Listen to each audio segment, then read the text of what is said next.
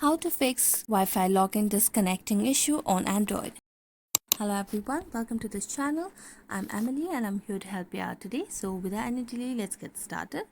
Now to fix the Wi-Fi login disconnecting issue, what you have to do is you just need to tap on power button and tap on reboot and restart your device with restarting the router on the device simultaneously so that the process becomes efficient.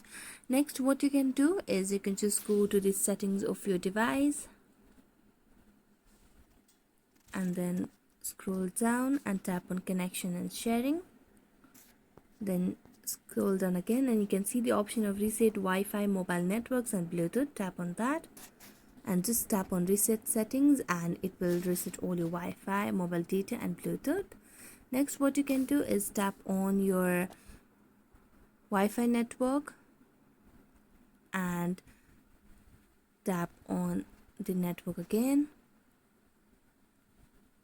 and you can just tap on to delete or forget the network.